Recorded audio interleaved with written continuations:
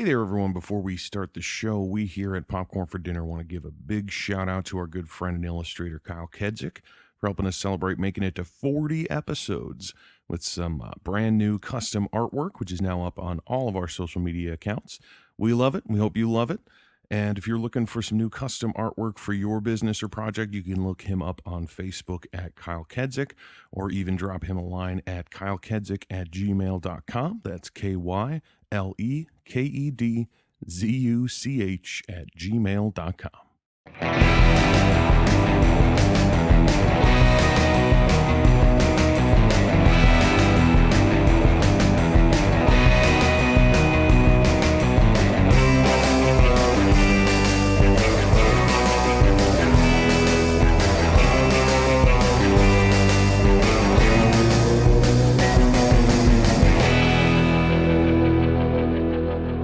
Hey everybody, welcome back to Popcorn for Dinner. This is Jeff. And Kelly. We are wrapping up Tom Cruise month this week. It's the first full month we've completed of like an actor specifically, which yielded great results in terms of like different styles of movies. Like obviously some of that has to just do with our choice. Like we absolutely could have picked 4 very, very similar Tom Cruise movies.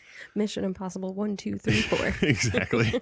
But deciding, well, not even necessarily deciding, sort of being decided by what was available to us. It wound up being a really cool like cross section of his filmography. And it feels kind of fitting that the like last one we go out on is the one that's the most like all the shit that he still does now. You know, it's like there's not that many Jerry Maguires anymore in his filmography. You know, he doesn't play characters like that really anymore. And in this one, he's kind of just like action hero man. You know, like there's obviously, you know, it's a bigger story than just that, but it's sort of what he kind of wound up doing forever. But the movie that we end up on for this Tom Cruise month is the 2002 American science fiction action film Minority Report. Steven Spielberg directed. Tom Cruise, Colin Farrell, Samantha Morton, Max von, I always said Sydow, but I think it's Sydow, Sydow. I always forget, but I said Max von Sydow my whole life, so I guess that's just how it's going to be. A few other character actors sprinkled in there that I noticed from other Steven Spielberg movies specifically. Peter Stormare showing up playing the crazy doctor who swaps his eyes.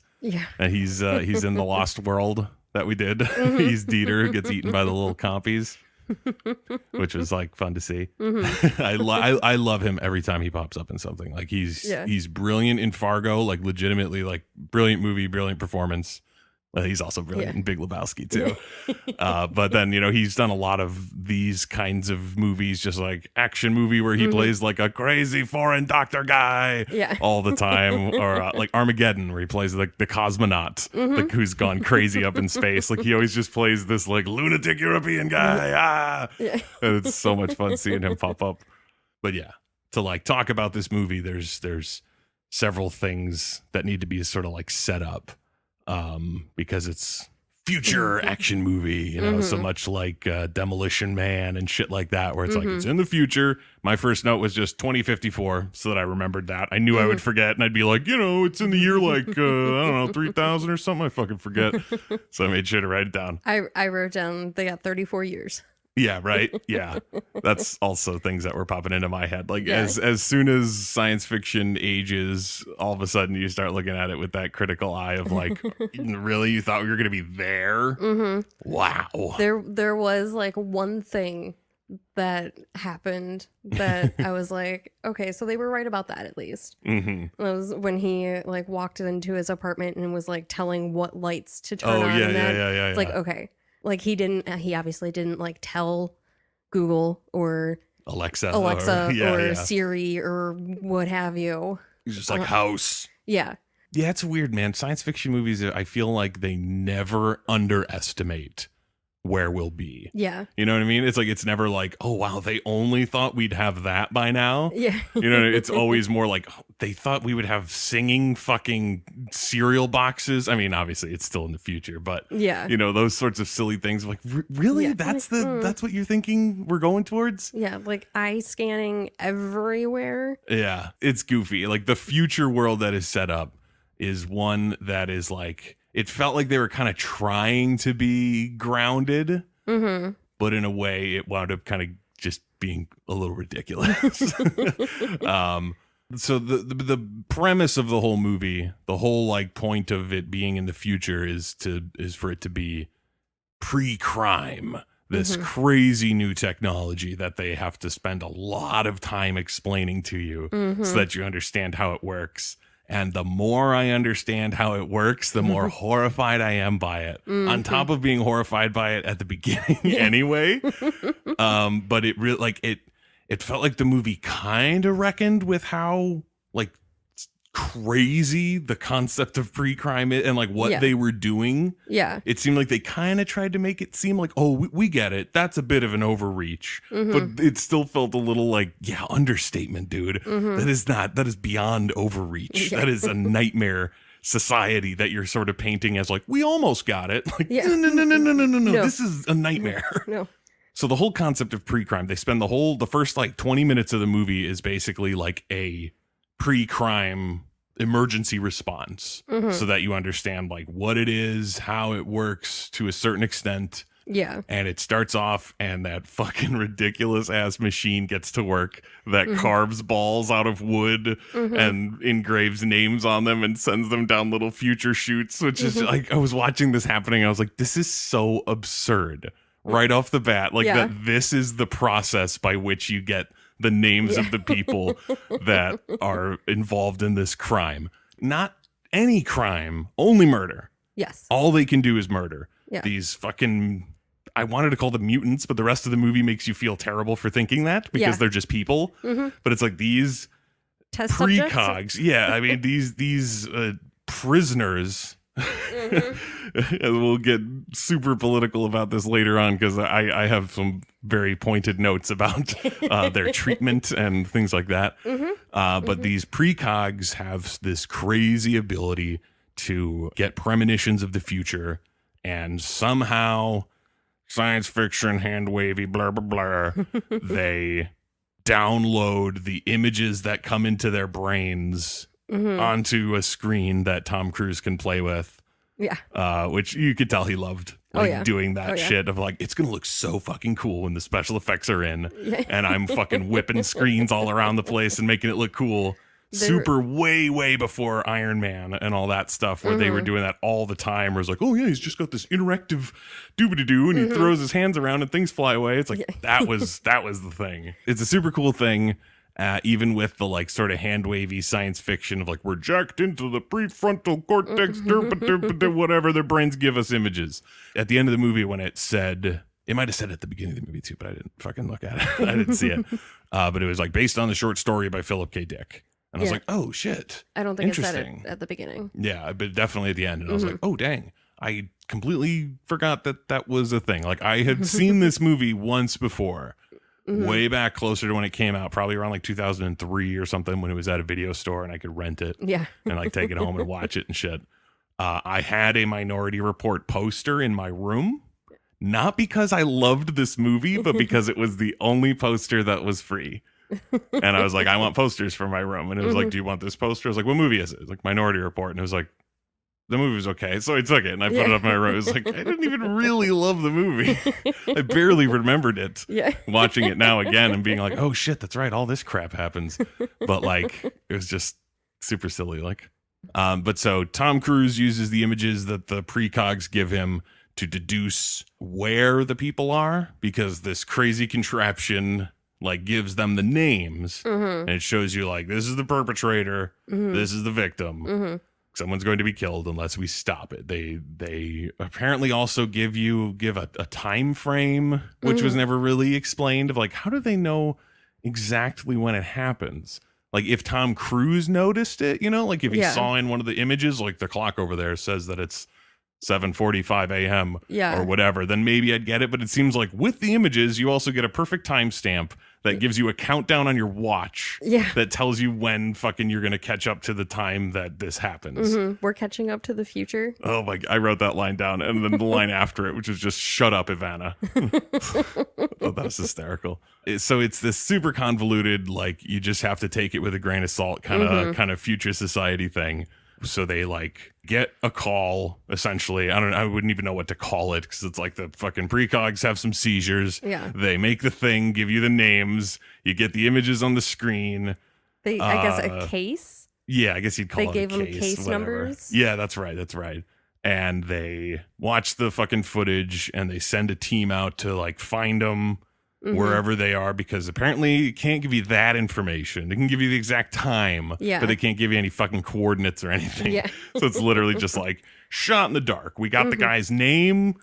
Let's see what we can do. Yeah, they pull up like driver's licenses and like narrow it down by like what the dude looks like. Yeah, which it seemed to me, I don't know if it seemed like it to you, but it seemed to me like it is taking them so long to figure these things out. Like it seemed like there was absolutely no urgency to this future murder that was coming, because at one point the dude, like the other dude that was helping him, I forget his name, it was something dumb, it was like Spud or something, it was some like real short dumb name, like Judd or Jad or some weird future name. I think Jad. But that dude is like sitting at a desk just sort of like lazily like sitting at a screen while Tom Cruise is going through all the images of this guy who's gonna fucking stab his wife because she's cheating on him. And this dude's just like sitting in the computer. He's like, yeah, I guess I'll check out that one lead on this one thing. Like, why are you not doing that right now? Why are you talking about it at all? Why aren't you just doing your job so this lady doesn't get murdered? Yeah. Super straightforward stuff here. And these guys seem like they're like, well, we'll get to it when we get to it. Like, there is a literal ticking clock. Yeah. And it's not just the lady, it's the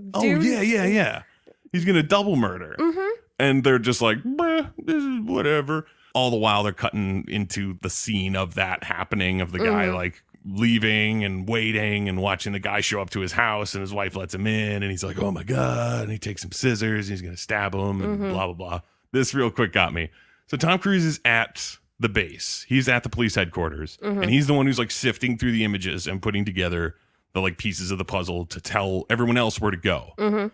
Yet he is still the one who goes to the place and is the one who like gets in there and stops him. Like he's the first one in to like actually stop the murder from happening, and then all the rest of his crew like bust in and arrest him and take the people away and do whatever the fuck they do. And I was like, he was all the way back at the police station and these people were out looking for him. How did he get there and meet them and go in first? Like, why does the movie have to have him be like the guy at the base who does everything and the guy on the field? You know what I mean? Who does everything? Yeah, who does everything. It was super, it just felt like such a like it seemed like Tom Cruise being like, you can't have somebody else arrest him.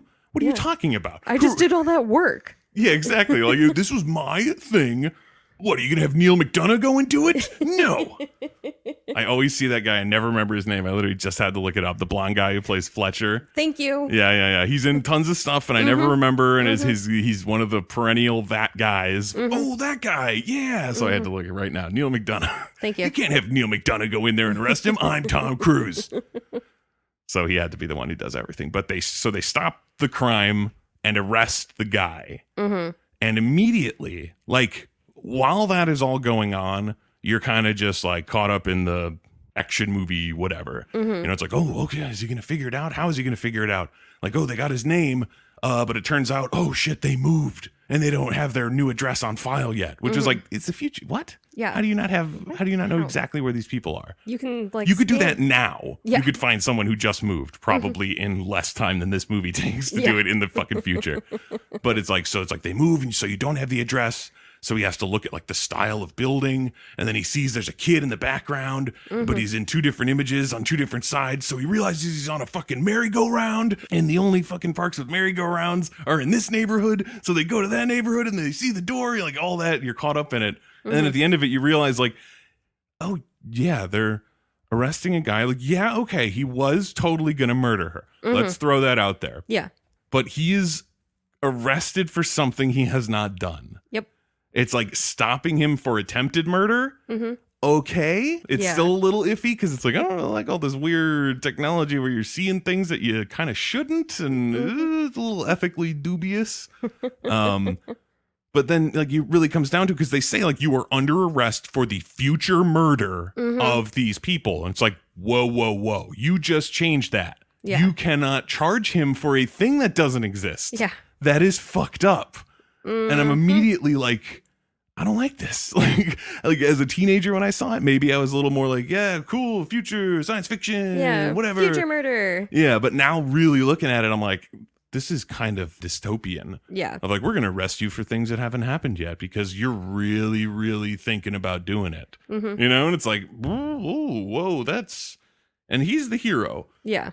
Because then Colin Farrell shows up. And he's from, like, the federal whatever. I forget. They keep calling him, like, the guy from federal? I don't even know. They use weird terms. Yeah, I don't even remember. But it's like, he's the guy. He's come to oversee pre-crime, because it's only in Washington, D.C. They have not gone national with it. They want to be national, so they're kind of being audited by Colin Farrell's character, who's there to, like, see the cracks and the flaws in the system and whatever. And he rolls up, and you can kind of tell that the movie is, like, trying to make you think he's the bad guy. And I'm like, Danny's making a lot of good points. Yeah.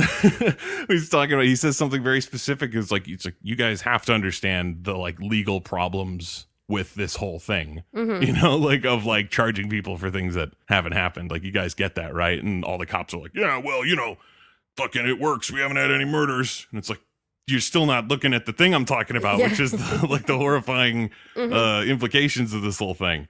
As much as he's kind of supposed to be like an antagonist, he's also sort of the audience surrogate to have Tom Cruise and the rest of the cops explain more about how all this shit works so that you kind of get it, because it's really fucking weird. Like, again, when you're watching the opening sequence, you're just kind of taking it at face value. Like, all right, crazy mutants, premonition dreams, let's do this. Yep. And if they had sort of left it at that, if it was just sort of left as like a thing on the side where they didn't go into those things specifically, maybe you could keep ignoring it. Yeah. But the fact that they explain it to you where it's like, oh yeah, these fucking normal ass people, they were normal ass people, essentially. They're humans. They're people born of man. Well, you know what I mean? Like, they're not like monsters or mutants or test tube babies. No, their mothers were all drug addicts, though. Exactly. That was the only thing. Right, but that's what I mean. It's like they're people born of people. Yes. They might have some terrible, you know, genetic thing now because of what their parents were doing, but it's not like they're monsters. Right. And so they somehow learn. I don't know if you caught it. I didn't specifically catch it, but they somehow figure out that these precogs can see the future. Like, that they get these premonitions. I forget how they explained that. They explained it way late in the movie. Late? Was that when he went goes and to meets visit the her. doctor? Okay. So they don't explain it to Whitwer, which seems odd that it's like, you know, it's like you'd think he would be asking a lot of the specifics about these things. Yeah. But they basically just tell him, like, it's always right and it's never wrong. And Whitwer seems very suspicious of the whole deal. He doesn't trust the precogs, it seems, like, even if it's always right. Yeah. He doesn't really trust the system, and he definitely doesn't trust the cops that run it. He thinks that they're, like, way too into it. Like, you call this the temple where the precogs are, and they're like, it's just a nickname. It's like, but you guys, like, love these things in weird ways. Yeah. Especially you, Wally. The fucking dude who takes care of them. I felt bad for him early on, and then later I was like, oh, no, you're gross. Never mind. When he's, like, kissing her and stuff, and he's putting her back in the thing, and I'm like, like, I felt a little bad because I thought maybe it was, like, being the only one who could do it or something like that, or wanting to make sure that they weren't, like, hurt more than they, like, sort of have to be to do this, because it's like they just sit there and have, like, horrible seizures and, like, shout things, and they're in these weird milk bath things, and it's just all fucking weird. It's like, these are normal people, and you're like, oh, you got this cool power? Well, guess what you're doing forever? Yeah. You know what I mean? Not even like you're gonna come in for a bit and we'll see, or like we'll monitor you from afar. It's like, oh, no. You have no life, you have no rights, you have no anything. You're just going to sit in this pool and help us pre-solve murders. Everyone cool with that? We don't care. And it's just like kind of fucking weird. Yeah. And there was one line specifically that I think it was Tom Cruise who said it. It was either him or it was fucking Fletcher, but they said, it's better if you don't think of them as human. Yeah. And I was like, that is the most chilling fucking thing I've ever heard. Like, you put that into practice in like any fashion. Mm-hmm. And like that's what, like, there's no time when that is not horrifying. Yeah. Do they not realize that just sounds like the same excuse for fucking gassing people or something? Yeah. Or it's just like, just don't think of them as human and everything's fine, right? Like, yeah. The whole premise of your entire division here is a nightmare. Mm-hmm. And so this whole thing of like Tom Cruise being set up and pre-crime being like fucked with or something, you know what I mean? Like, where it's like, oh no, someone's trying to take us down. I'm like, good. Yeah. This shit's fucked up in every single facet. None of it is cool. Like, the movie clearly sort of wants you to think it is. Like, isn't this a fun action movie concept? And it's like, kind of, if you can get past the like crimes against humanity involved. Yeah. Yeah. It's fucking weird. But Tom Cruise specifically, his character, John Anderton, I could not believe how bland of a name that was. And it's in the original short story. Okay. I wound up like looking into it. I couldn't find it to read for free in the short time between us watching the movie and sitting down. But I like gave the Wikipedia synopsis a quick glance. And the character's name is the same. In the short story, he's like 50 something, fat and balding. And so it's like, yeah. Okay. He's not going to look like that in this. Like they're not going to actually do that. He's going to be super, super handsome Tom Cruise guy. Yeah, of course. Tom Cruise's character, his whole bit, and since it's a fucking Spielberg movie, he has to be a bad dad in some form. That's his thing. It's all about like fathers and sons and stuff. So Tom Cruise is divorced because his son was taken while they were out at a public pool. I think they said it was like 6 months before pre-crime like became a thing, and that's what made him want to join and like take over the thing, is to stop that kind of stuff from ever happening again. Yeah. So it kind of lays the groundwork for why a guy would go along with something so horrible if they were going to play it that way. But they kind of don't. Yeah. Like, by the end of it, he's mostly just mad that he got set up, and he's not at all really focusing or reevaluating anything about pre-crime itself. Yeah. It's more like he's just like, oh, well, it's a bummer that it's gone, but oh, well. But when in reality, it should be like, that's good. We should never mess with that again. This movie needed one of those kinds of endings where it's like, man strayed too far. We tried to play God. We need to stop. Pull back. But it really never does that.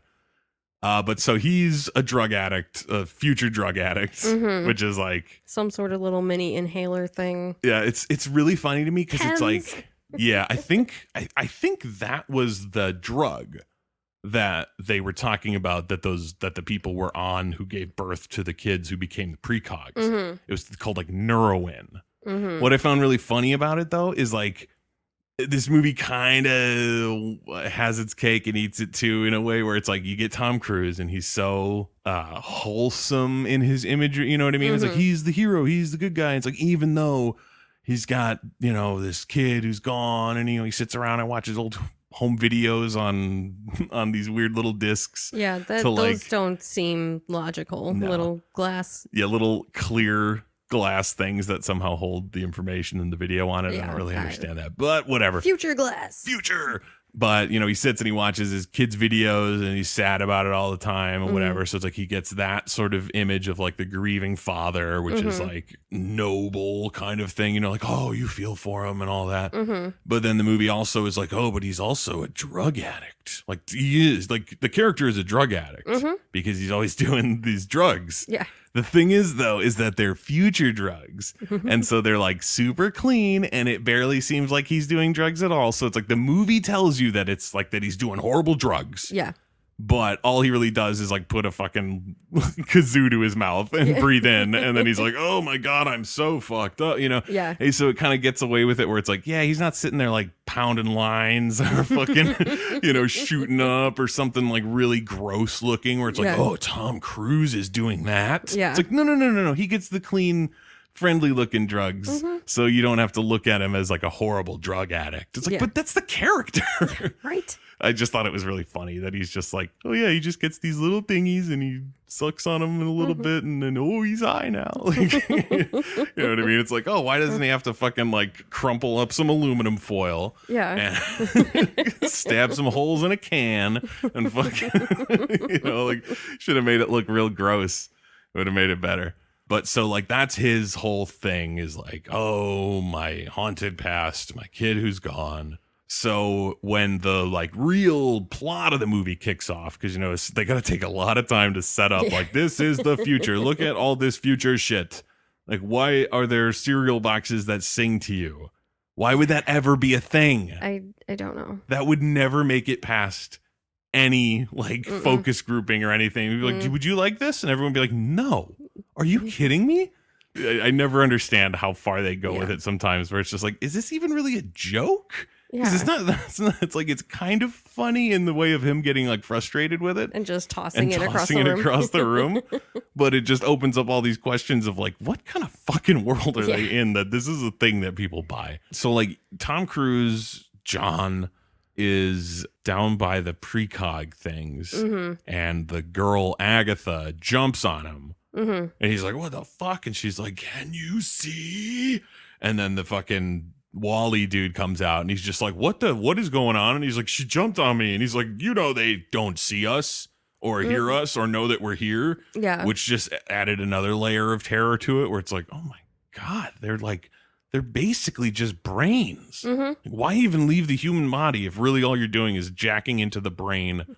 And taking it and taking the information it's giving you. Like, what is the point? Just for their sake. You know what I mean? Like, if they could feel any of this, because a lot of it seems painful. And it's like, if they're really feeling so much of this, like, just cut that part out. Yeah. just be done with it. I don't know. They weirded me out the whole movie. Yeah. The whole precog thing. So we know that there's something weird going on with Agatha.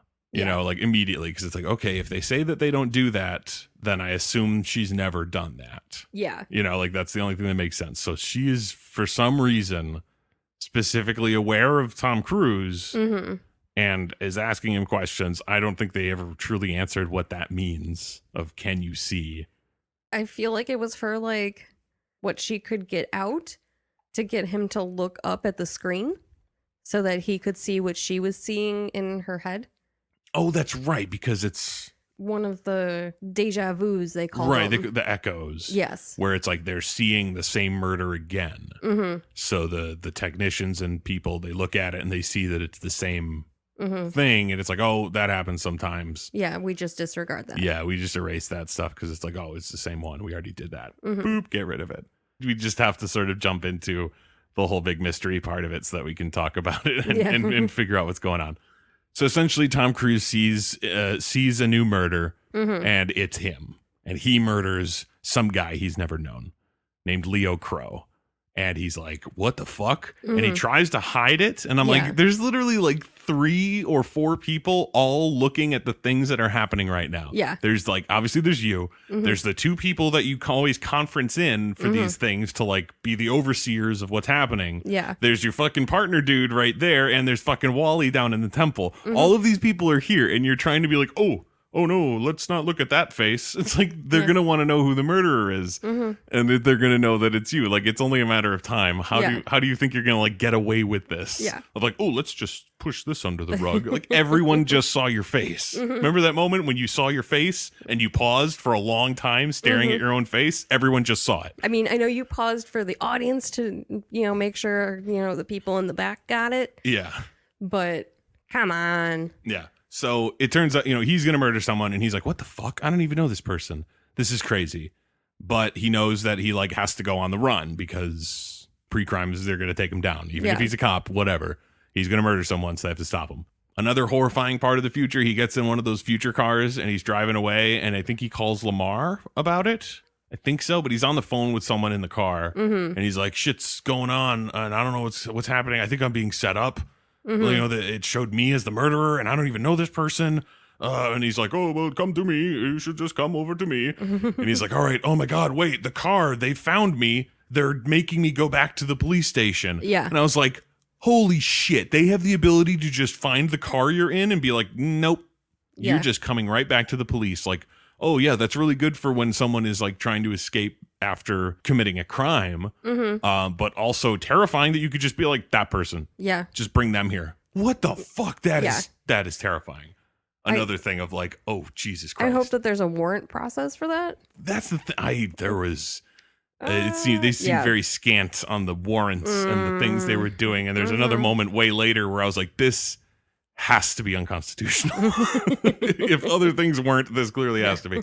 They're trying to bring him back. He like escapes out of the car. There's a big, huge fucking chase sequence that takes way too long. Are you just going to skip right over the like Mario level scene? Of him hopping. Where he's jumping from car to car and shit like that. Yeah, because that's exactly what I'm talking about. It's just this big, long action sequence. Feels very uninspired for Spielberg. Throughout the movie, there were a bunch of really fun camera moves. Moments where it like swung around someone or like, you know, over someone or something like that. There were a lot of really cool shots. Yeah. But the like sequences themselves were just so boring. I couldn't get over them. I wrote down, I was like, this whole fucking jetpack chase sequence is dumb and bad. Yes. All of it. Like, it's not just that it's dumb and it's like, ugh, I'm bored. But also, it's just bad. It's just, it doesn't look good. Like, it's one of the rare times where I would be like, you gotta throw a little more CGI into it so that it's not just dudes on strings slowly floating through the air. Like, it looks so low stakes. Like, nobody is going that fast. Yeah. Or like flying all that hard. Yeah. And they're just kind of like, oh, all around the place. And I'm like, this is so silly. We need to move on. So that whole sequence happens. It's like, it's Tom Cruise's old team is trying to bring him in. And they're like, oh, John, don't do this. Don't run. And he's like, everybody runs. Which it seemed like they were trying to make a thing. Yeah. It didn't work. No, it fell flat. There was so much collateral damage. Busting in through windows and people's apartments and shit. Going through their floor in the middle of their kitchen. Like, come on. And also, there was one moment that I thought was so weird. And I was just like, why is this in here? And then I read some trivia about the movie and I was like, Steve, what are you doing? Oh, no. What in the hell? So there's that moment where Tom Cruise busts in through like the window and he lands in that like yoga pose. And there's all those like contortionist yoga people there that are like looking at him and they're like, oh, are you okay? And it's like 7 seconds of screen time or something like that. It's like barely a thing. It's like, oh yeah, and then that's a little thing that happens. And then we cut away and we never see it ever again. Yeah. And apparently fucking Steven Spielberg spent like millions of dollars to get like the best contortionists in the world to come and do that scene. What? And I was like, Steve, come on. Because then I read later that it was like Tom Cruise and Steven Spielberg declined paychecks for the movie in order to like, they would get the like gross, like part of the gross later instead of taking a paycheck to try to keep the budget down. I was like, Steve, good way to keep the budget down. Yeah. Do not hire $1 million contortionists for a moment that does not matter. Yeah. Like, not even it's not even relevant at all. You can cut that and never remember that it was in that movie. Get the like local circus troupe. I'm sure there's one. Yeah, really. You don't have to spend millions of dollars for contortionists for a scene that doesn't matter. That is the biggest waste I've ever heard of. It's ridiculous. The only fucking moment of that whole big chase thing that I liked was the design of that fucking like percussion shotgun thing that would just like and just blow people back without hurting them really. I'm sure if you did that off a building it would suck, but it shot a blast of air. Yeah, but the way that you like cocked it by just like rotating it and everything, I was like, that's the fucking coolest weapon design. I love it. And then those flying police vehicles. Yeah, which those were weird.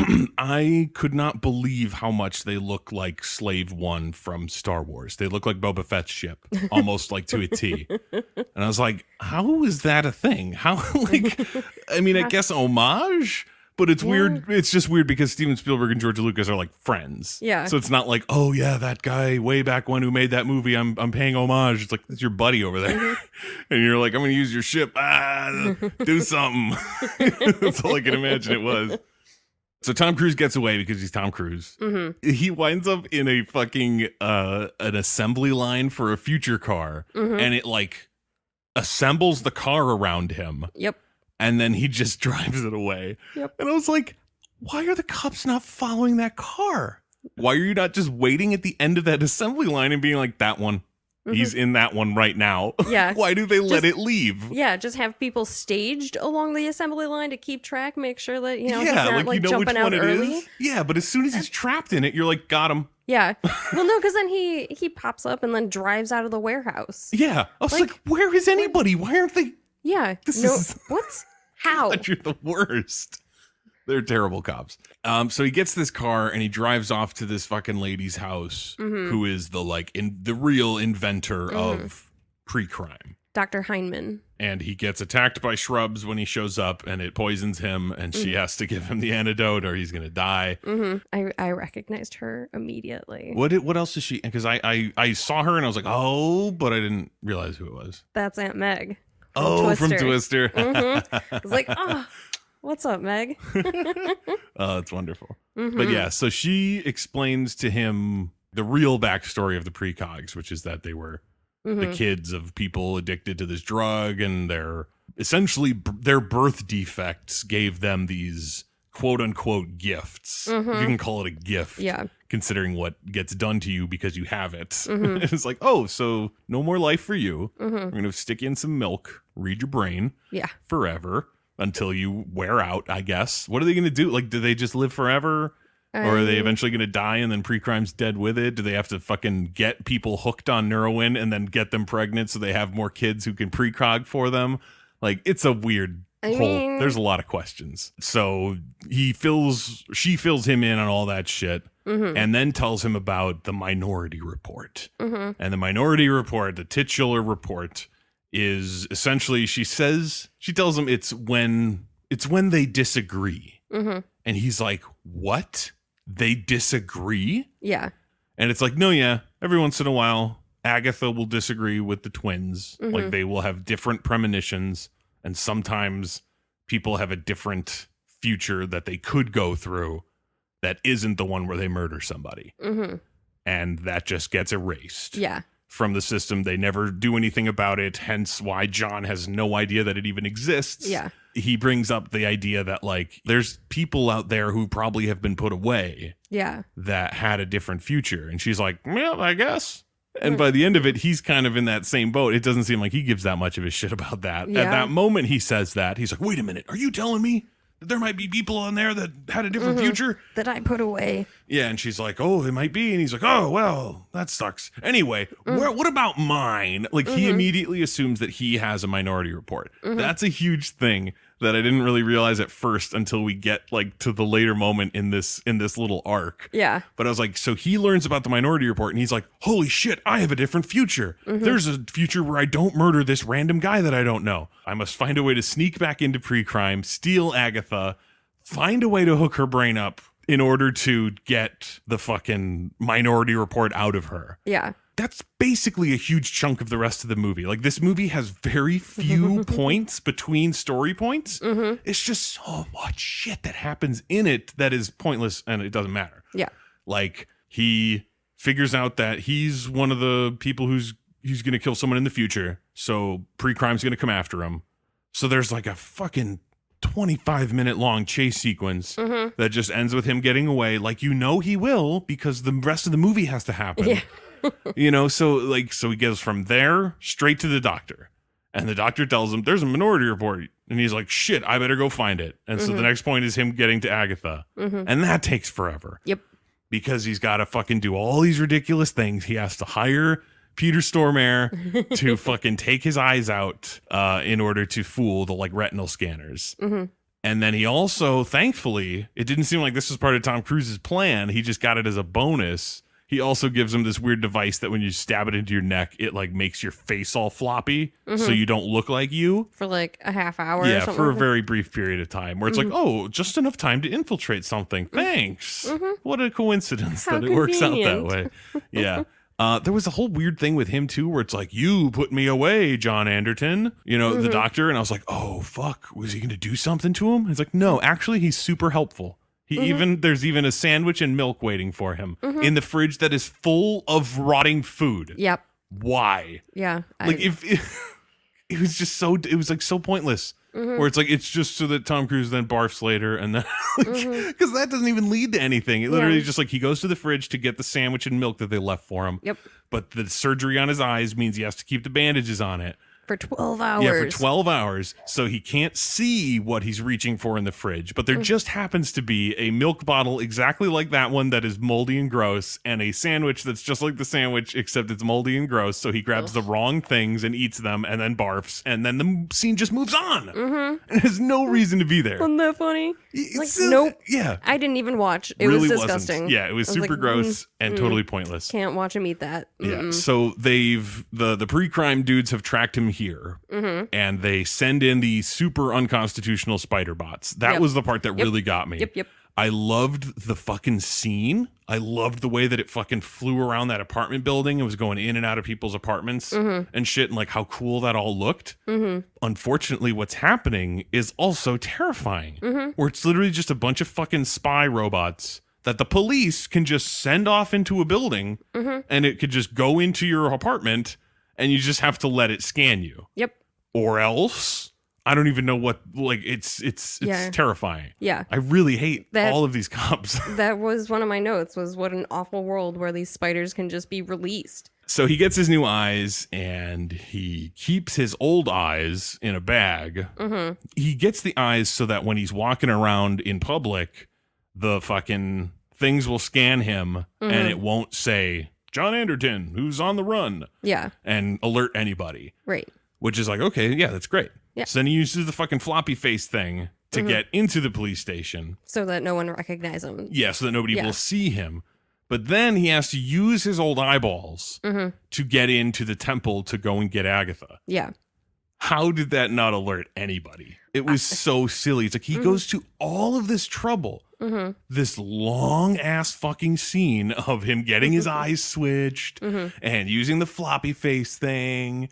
And then he just uses his old eyeballs and there's no alarm. Yeah. No So alarm. it's like no one knows until he encounters Wally. Yeah, what you really could, like what they could have done simply, they could have gotten rid of all of that shit and just had him do the fucking old fashioned like baseball cap a little bit down over your eyes with a hood up and like sneak in thing to get him past anyone who might recognize him. And it's like, honestly, that's better. Yeah. This movie's 2.5 hours long and it doesn't need to be. Nope. All of that shit happening, it's like it's just for the future shit. You know what I mean? It's only for like and eyeball transplants and floppy face mechanics. And, We spent you know a bunch of money on makeup artists. We need to give them something to do. There's so much when it's all about just like, okay, and then he goes, and then he gets Agatha. And he literally just fucking steals Agatha out of the thing. Yeah. But they don't just like escape. It's not like he like picks her up out of the pool and runs back out the building. He flushes them. There's a little pool that all the fucking precogs are in, and he basically like disconnects her from the thing. Yep. And I don't understand how he knows how to do this or whatever, but he flushes that little tank that they're all in, and they go down the tube. He is in the temple, which is in the pre-crime division in the police station. Like this is all within the like DC police. Yeah.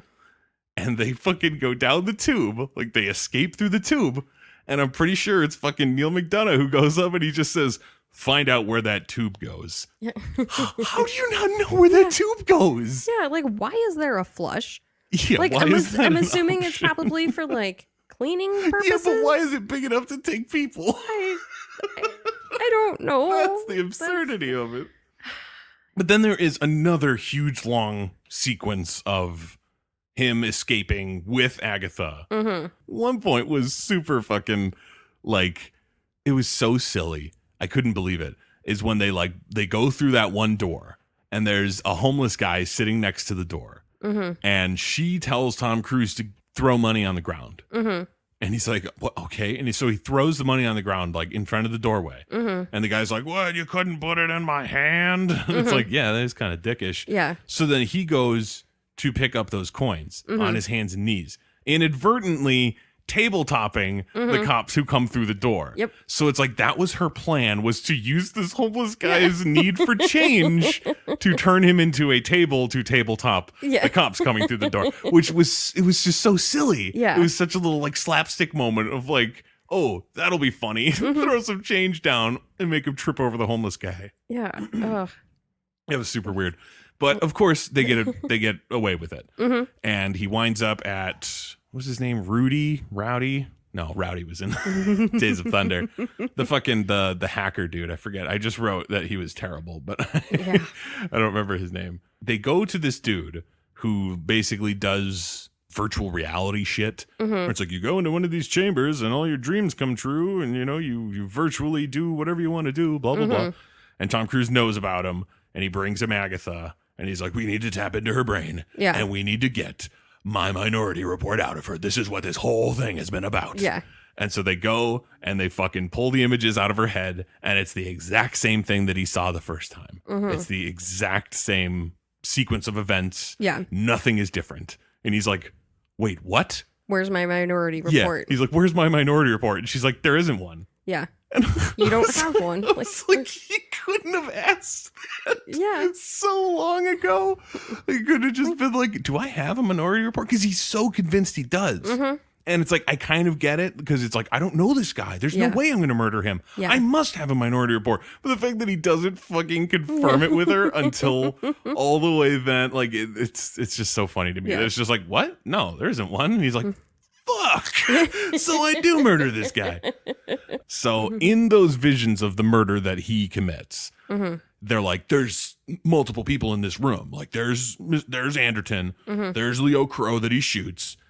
There's the sunglasses guy over there. And then later they see another person in the room, and Whitwer realizes that it's Agatha. And he's like, oh, holy shit, he's going to come and get her. The whole time, though, was it obvious to you? Because to me, I was like, oh, that was so obvious. And then I was like, I have seen it before. It might have been in the back of my mind. Was it really obvious to you that sunglasses guy was not a real guy in the room? Yeah. Yeah, it was obviously a billboard. Well, I wasn't sure exactly like where the placement was to like reflect in the windows or whatever, or if it was like in the room reflecting on the window, like it was like a standee sort of thing. Yeah. But I knew it wasn't a real person. Yeah, I thought that was super obvious, and all the cops kept talking about it, like, sunglasses guy, who's sunglasses guy? And I was like, are you guys fucking serious? Yeah. You can't tell that that's a fucking model in an ad? Like, you idiots.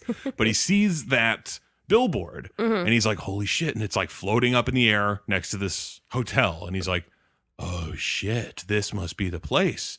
And in my head, and I wrote down as well, I just wrote, what good could come from going to the room where you're supposed to murder a man? Yeah. I was like, just go home. Walk away. And like you don't know this person. The only reason that you're going to murder him is because you walk into his room and you see all the pictures of the dead kids, and you see a picture of your kid, and you're like, oh my God, he killed my kid, so now I'm going to murder him. And then you find out that that's all a ruse, and blah, blah, blah, and it keeps going on and on. But it's like the only reason that you wanted to pull that trigger at any point is because you walked into this room and looked at his shit.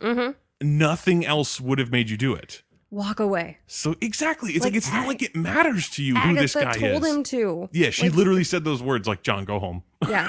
And it's like, oh. So he goes up into the room, and the guy tells him like, oh yeah, at the pool, I remember I took him away and whatever, and I sank him in a barrel and whatever, and he's dead and I killed him. And he's like, oh, then I'm going to fucking kill you just like that thing showed me I was going to do it. Oh my God. And then he doesn't. He has like, he has integrity or whatever. And he's just like, no, you're under arrest. Anything you say, he's just gonna like arrest him. And the guy's like, fucking, he told me that you would kill me. And he's like, what? Yeah. He's like, I want you to kill me, otherwise my family gets nothing. And then you learn that the whole thing has been a setup. He has nothing to do with Tom Cruise's kid, that he's not an actual murderer. Tom Cruise is being set up for this. Like at that moment, you're kind of on the fence of like, okay, so he was totally going to kill that guy because he totally took his kid. So it makes sense. Mm-hmm. And then it's like, oh my God, no, this really was a whole huge setup. At which point it puts you into a gigantic paradox. Mm-hmm. And you're just sitting there, because I wrote it down and I realized that it didn't make any sense. I just wrote, so the precogs see John murder Crow. Right. Which sends John on the run because he sees the images of himself killing Crow, which forces him to go on the run. Right. Which sends him to the doctor that lets him know about Minority Reports, which makes him steal Agatha. Mm-hmm.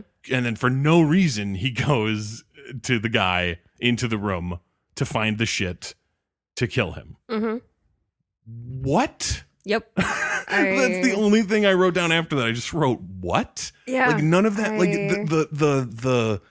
the paradox of the whole thing is so mind numbing. Like I can't wrap my head around it. Like what because in the end you find out Lamar is the one who was doing it. Yeah. And he was doing it to protect himself because he murdered someone and he made it look like an echo so that he didn't get caught murdering it. And it was Agatha's mom. Yeah. And she wanted her kid back. And and Lamar was like, oh no, you can't have her because she's the crux of this whole thing. So Yeah. I'm going to have someone attempt to murder you. Mm-hmm. And then I'm going to stop them.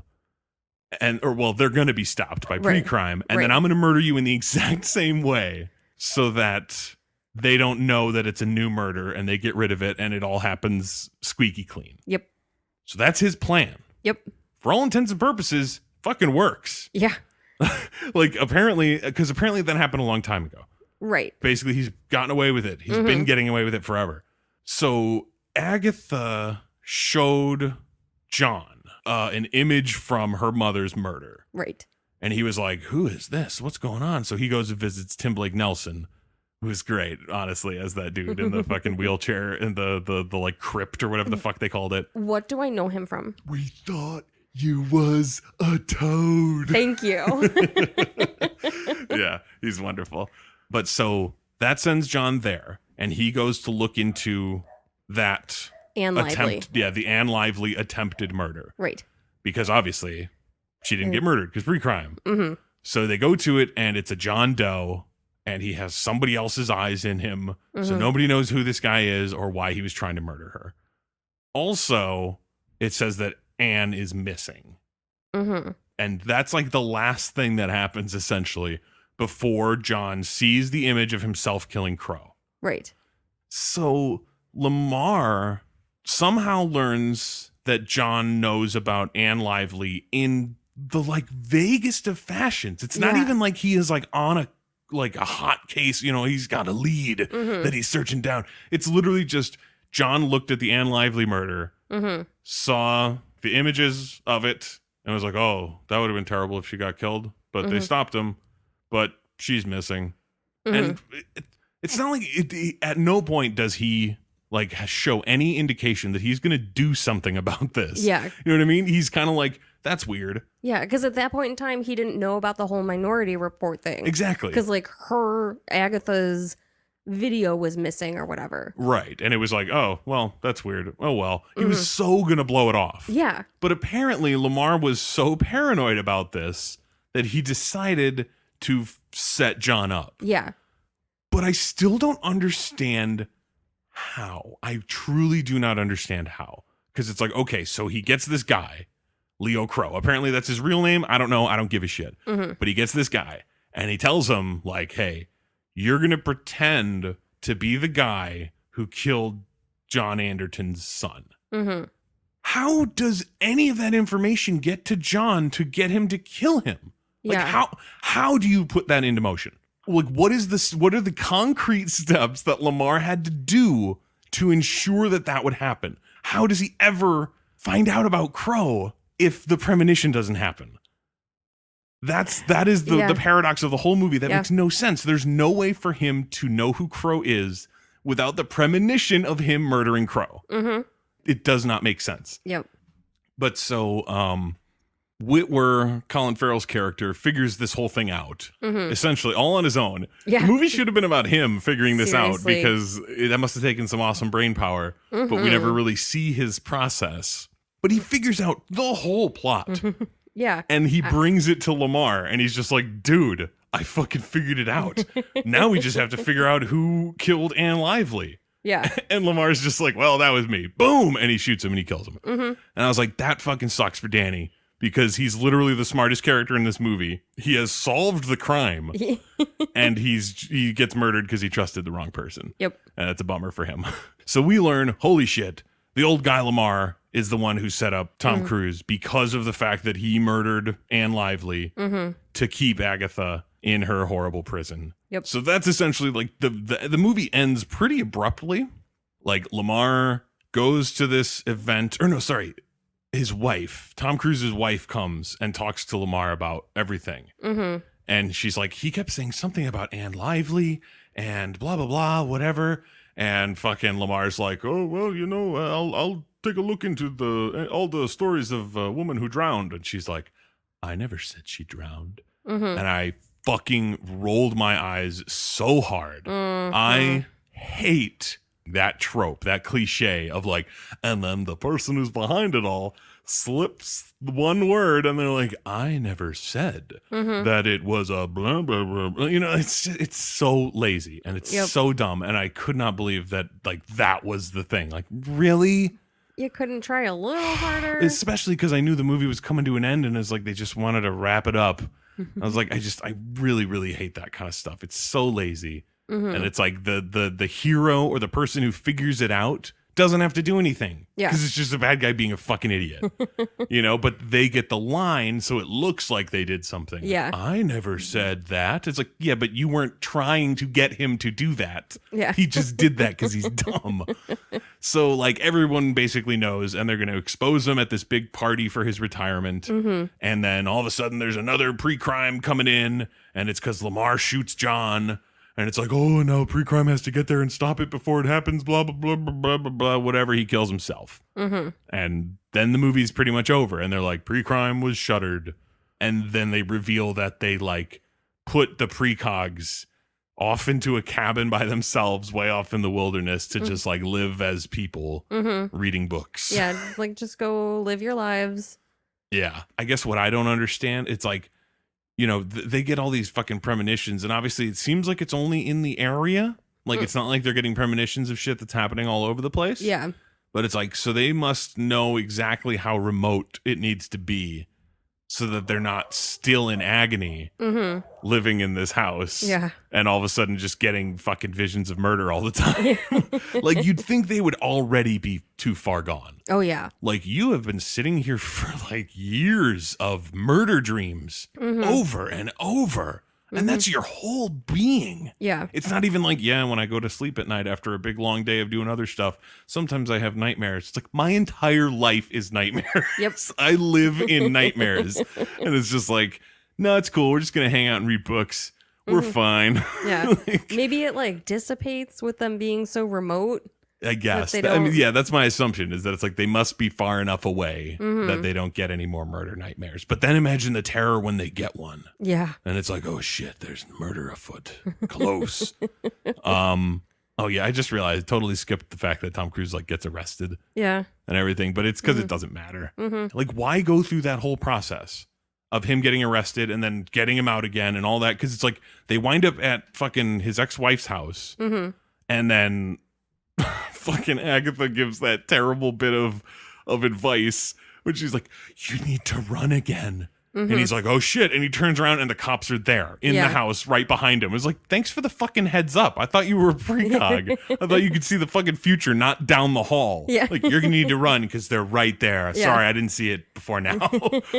But so, and then he gets arrested and then he goes into jail and then they just get him right out of jail. And it's like, why weren't they just at the house and they hid and they devised their plan? And they spiders. did it. It was just, the movie again was too long and it just kept getting longer. Yeah. Overall, it's what a Tom Cruise movie sounds like now when you say that, you know, like in the 90s, if you said a Tom Cruise movie, it might be like, oh, what, like Top Gun or like Risky Business or like Jerry Maguire or like, but in this case, it's like, yeah, it's a Tom Cruise movie. Like, oh, a shitload of green screen and running and fighting and jumping and shit. Like, yep. Oh, well, there you go. That's what this movie is. Like, seriously, it feels like after Jerry Maguire, he was like, I never want to work on a movie where I don't have to stand in front of a green screen sometimes. Yeah. Like, that's probably the last movie he ever worked on where he didn't have to have some sort of special effects put in later. Yeah. And it's so funny, too, because it's like this whole big journey of Tom Cruise that we went on from Risky Business, Days of Thunder, Jerry Maguire, and now Minority Report. There's still 18 years of Tom Cruise movies after this movie that have happened. Like, that is pretty fucking, that's insane. Well, I think that's going to wrap it up here for Popcorn for Dinner this week. This is Jeff. And Kelly. We're catching up to the future.